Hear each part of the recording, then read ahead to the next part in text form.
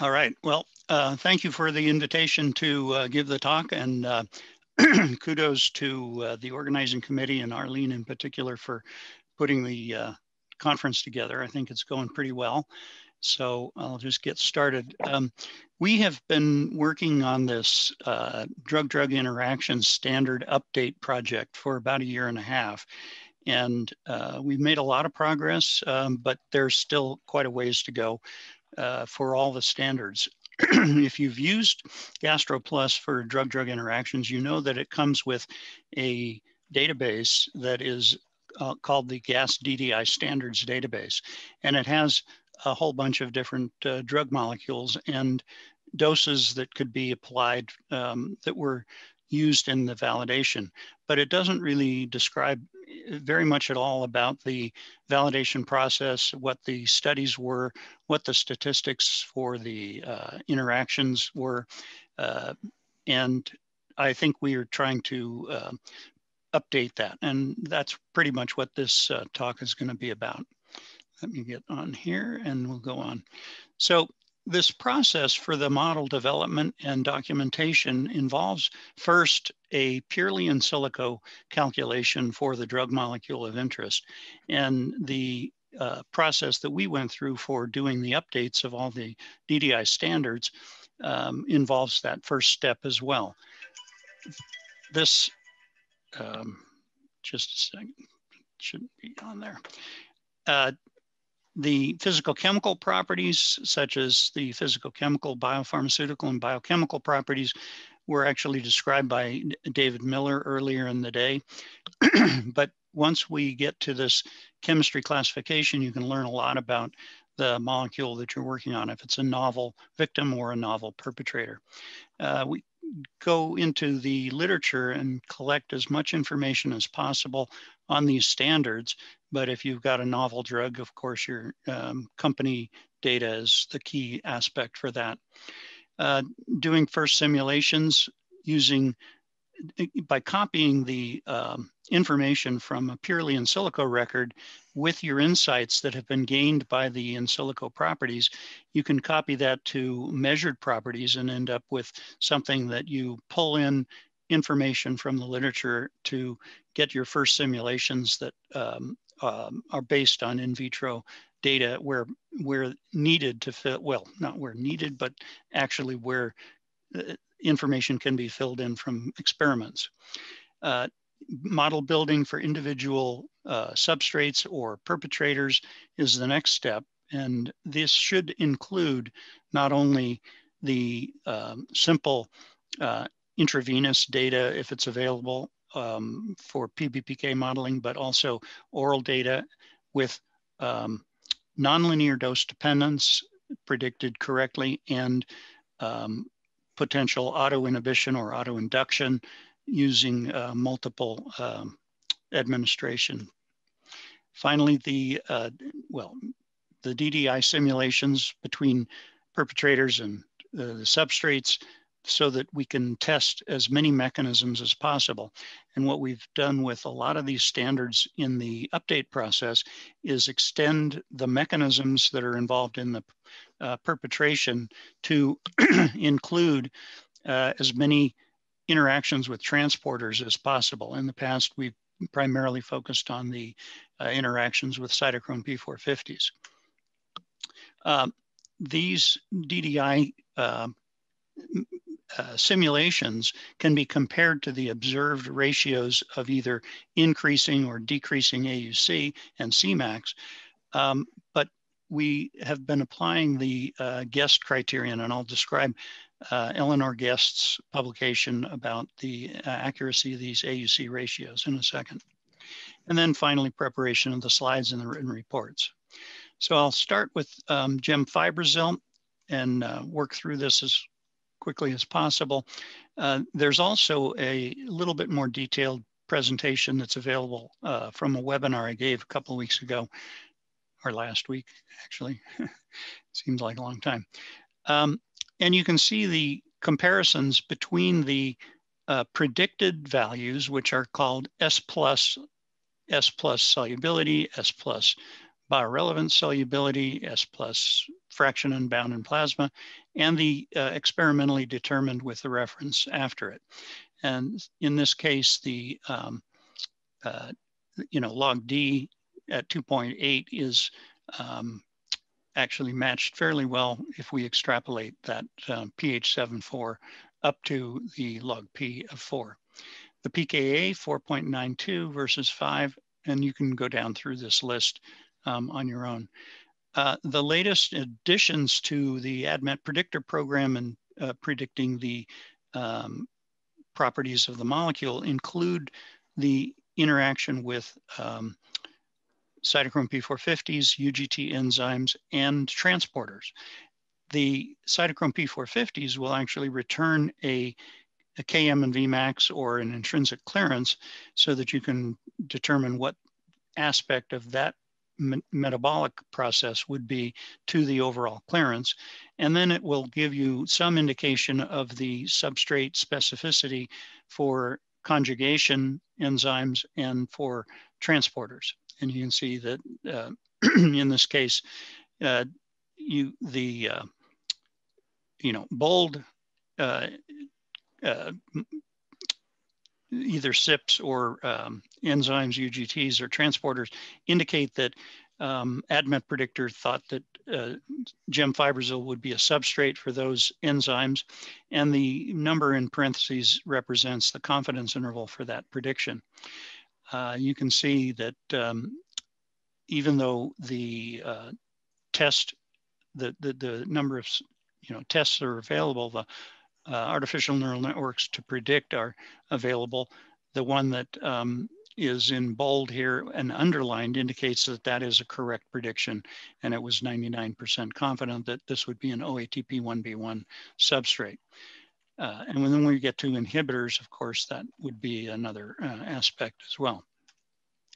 In the case of Gemfibrozil Glucuronide, which is a well-known metabolite and not only participates in reversible inhibition of various enzymes, particularly CYP2C8, but is also an irreversible inhibitor of CYP2C8, and that results in probably the major component of the drug-drug interaction from Gemfibrozil with a variety of substrates.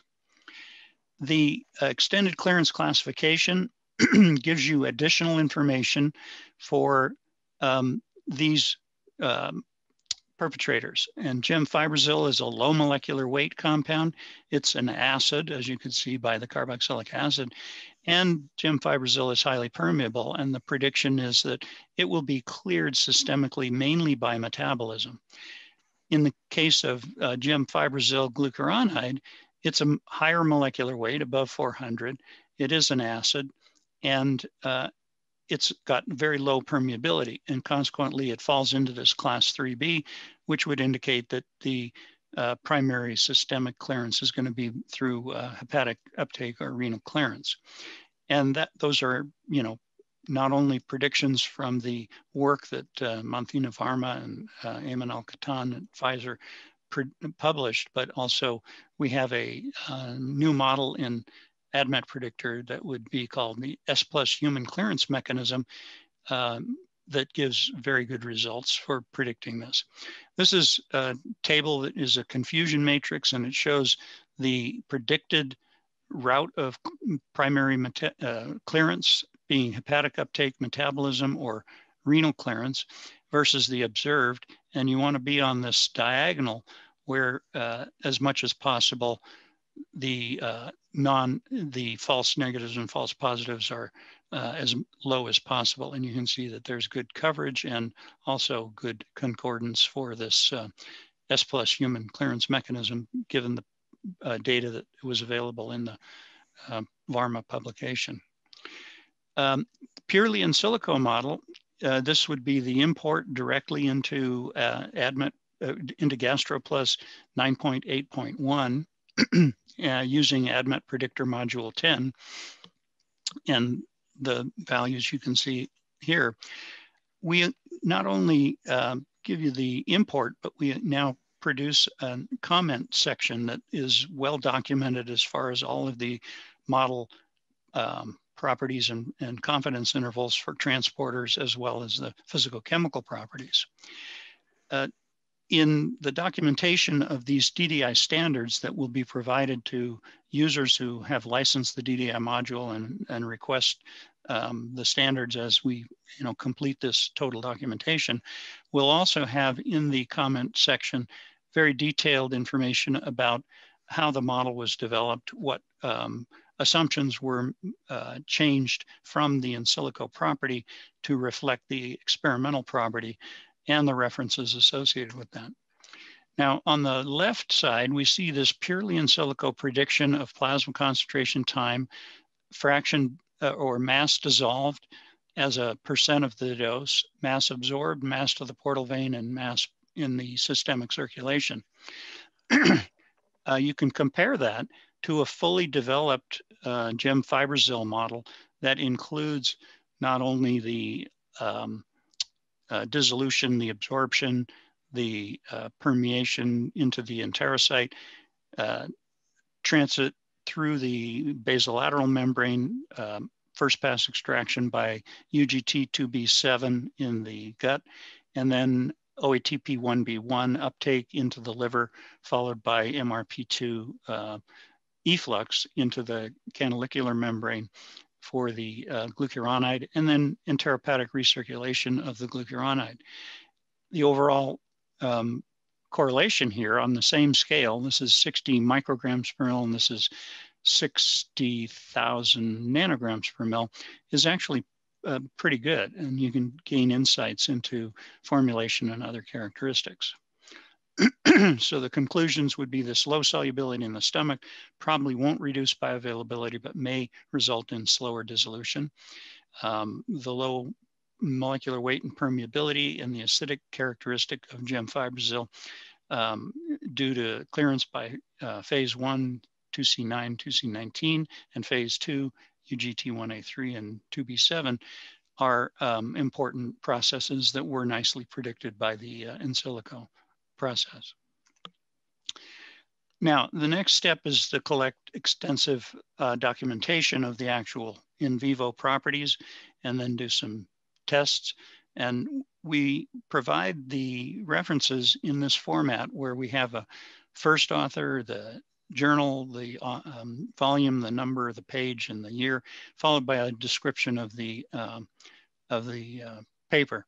And these titles represent the titles of the PDFs that we have. We're not going to distribute the PDFs, of course, but we definitely think that you can quickly get to the references this way. And in the Word document, it'll be normally formatted with a regular bibliography using an EndNote. This is the type of spreadsheet that's created from the literature data so that in these multiple tabs of the spreadsheet, we're going to have physicochemical properties, metabolic properties, and then a lot of the studies that were done on Gemfibrozil alone, and then studies that were done with Gemfibrozil as a drug-drug interaction perpetrator. Finally, this is just one more example of one of the sheets in the spreadsheet compilation, so that we produce in this the output from the drug-drug interaction module, indicating the ratio after the interaction. This is for rifampicin, which is an inducer of the 3A4 and several other enzymes, versus midazolam. And you can see the baseline plot shows the dosing of rifampicin over several days, and there's no change in the CP time from the first day to the last day, because we are not invoking a drug-drug interaction in this particular plot, and the AUC matches and the Cmax matches quite nicely with the administration of midazolam after that period of time. In this case, we see the induction of 3A4 in the jejunum, induction of 3A4 in the liver, and induction of 1A3, UGT1A3 in the liver. We see the marked decrease in the AUC and Cmax of the midazolam due to the interaction with rifampicin, but we also see the marked auto-induction so that the concentration of rifampicin is going down much more quickly. The higher clearance is apparent there. And of course, this curve of observed data just matches the curve of the observed data on the first day. In the publication that we were using here, they didn't actually measure the rifampicin concentration after the DDI. We provide this table in an Excel spreadsheet for the perpetrator table. This particular one has around 100 or so records. And in the case of rifampicin, I think we're now over 500 records for the rows of interaction. That's not to say that there are 500 different mechanisms of interaction, but just that, you know, given the 34 or so records that are in there, we have about 10 or 11 different mechanisms for induction and inhibition by rifampicin. And this table can be used easily to import into GastroPlus if you need to add a new perpetration mechanism, or if you come up with a different reference that you want to highlight.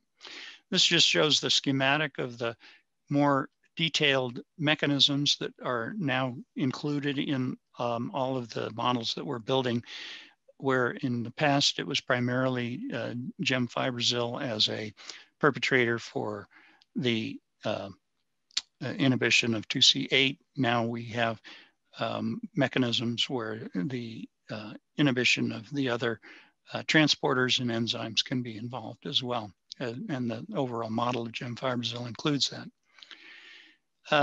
There's a new feature in GastroPlus that was developed during this process of updating that we realized was important. And that is, if you have a glucuronide conjugate where the glucuronide is an acyl glucuronide, which is much more labile than a typical hydroxyglucuronide, and that is a substrate for efflux into the bile. In the past, the gut wall didn't, or the gut lumen didn't have enzymes available for the hydrolysis of those types of labile acyl glucuronides. And we've now established this checkbox, at least, to convert all of the glucuronide mass that is efflux into the parent, so that then the parent permeability can take over with regard to enterohepatic recirculation. In the past, we actually had to kludge it and put enzymes into the gut wall in order to get that conversion back to the parent. Model building perpetrators. This is midazolam, and that would be a separate database that you would load first as a victim, and then you can load the Gemfibrozil. This, in this case, it's showing the fast dissolution, the absorption, the percent to the portal vein, and the percent bioavailable at 7.5 milligrams. But the nonlinear dose dependence really is critical. And if you can get that right in these PBPK simulations, then I think you're going to be okay. The model goes from 7.5 with this marked gut metabolism going from the 100% absorbed to the mass getting in the portal vein being only around 40%.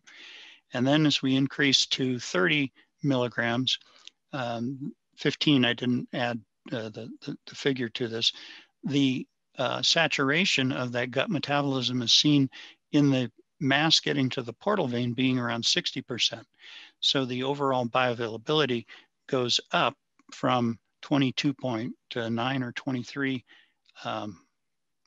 23% bioavailable, with the parent in red and the hydroxy metabolite in blue, up to 30 milligrams, with the parent in red and the hydroxy metabolite in blue, with that much higher bioavailability due to saturation of the gut metabolism. This is a baseline simulation prior to ketoconazole DDI, which is an inhibitor of CYP3A4, both reversible and irreversible.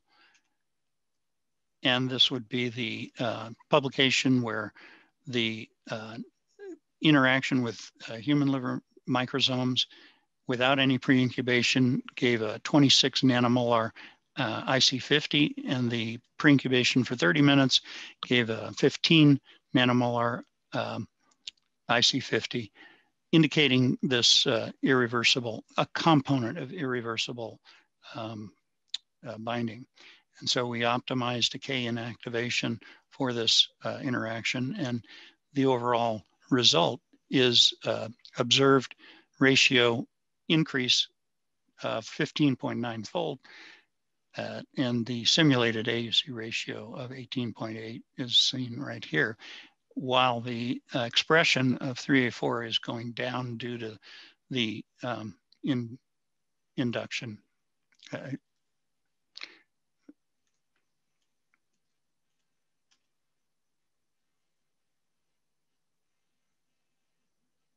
Excuse me. There's no induction with ketoconazole. I'm trying to talk too fast. This is a irreversible inhibition, which knocks down the activity of 3A4 in the gut and liver. All right, next is the appropriate mechanisms, and you can see there's now a validated field in the DDI module indicating which of the references were used in validating the model, and so you can quickly pick the correct values for your DDI. And then we have another case study here with repaglinide showing the Gemfibrozil interaction and the interaction with the irreversible Gemfibrozil Glucuronide knocking down the 2C8 enzyme. Finally, we have the guest criterion for this interaction, which is a nice publication describing how the typical sort of previous thought process that if your AUC ratios were within twofold of the observed, which would be these two lines here, then you would have a fairly accurate DDI simulation. But what Guest et al. Noticed is that if the AUC ratios are close to 1, that a twofold ratio would be too broad to be within the 80 to 125 criterion. And so by applying the equations that are shown here with a delta of 1.25, you can end up with these small dotted lines as the appropriate ratio. And when you put that into the reports that we've generated for these standards, in the case of fluconazole, you can see 2 different KIs that were tested. The 7.4 KI produces an AUC ratio that's very close to the cutoff line up here, but a 15 micromolar KI for the reversible fluconazole inhibition lies right on the line of identity. Finally, the preparation of slides and Word report will definitely help with submissions for regulatory applications. And I think this is something that is very welcome by the people who are taking GastroPlus and using DDI calculations. And Mike, just letting you know that you've got 5 minutes. Right. Yeah, I'm going to hopefully have a little bit of time for questions. So, and then there's tables and figures in those Word documents. So the conclusions would be that the GastroPlus DDI standard update project team have made the significant advances in the ability to simulate these complex drug-drug interactions involving enzyme transporters and enterohepatic recirculation. We haven't worked through all of the standards that we have in the current GAS DDI standards database, but that will be ongoing and will become available as they are finished. The information will be given to the users as a complete set of files for GastroPlus database and support files, along with a spreadsheet and PowerPoint and Word report. So we have, completed a fair number of these molecules, and you can contact us for more information. Finally, the acknowledgements. We had a huge task force of people working on these models. Some are definitely, employees of the company. Some were interns. Saima Subhani and Suvarchala were interns with me in the summer, and Jeremy Perry was coming from Fink company in France. Simulations Technologies team all participated in updating the software and making good tests of the new models.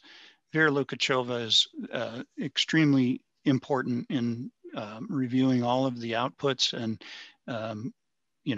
critically evaluating these DDIs. She and Grace were very instrumental in the original DDI modeling activity. Neil Miller and my favorite project manager, Andrew Mueller, finally Arlene, for coordinating a lot of the talks. That's it. All right, well, I think we're in luck. We've got time for a question or two. So if you would like to ask a question, I suggest raising your hand. That'll be really helpful. Or you can always type one into the chat window. And since I have the ability, I will ask a question, which is,